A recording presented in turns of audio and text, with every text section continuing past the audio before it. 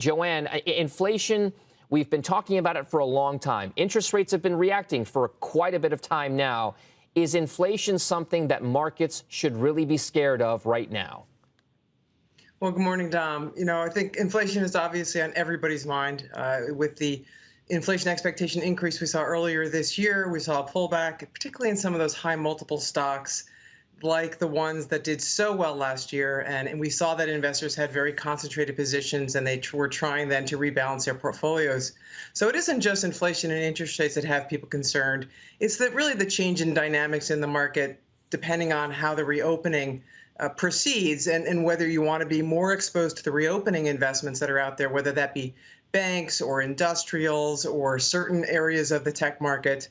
And really being cognizant of the fact that higher interest rates and inflation can reduce the multiples on very expensive stocks where the earnings really are farther out into the future. All right, so JoAnne, that's certain parts of the market, certain stocks, maybe the meme ones, maybe some high growth technology, comm services type names. But we are still talking about an inflation read from the month of April that was the highest annual level since 2008. And yet the markets really just shrugged it off and put record highs back in place again, even just this week. So do the markets really care about inflation that runs this kind of heat?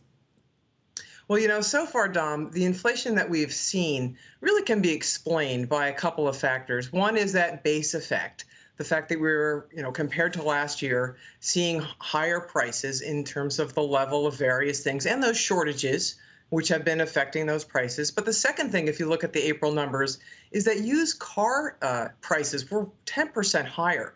And that was also explaining a big part of that inflation number. So when you take out those two components, inflation was actually running at a pretty low level. And so I think investors are taking a wait and see attitude.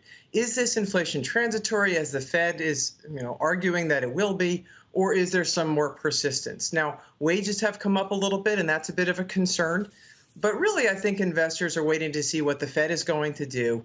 Will they start tapering those bond purchases, those security purchases, and how will that affect the interest rates going forward?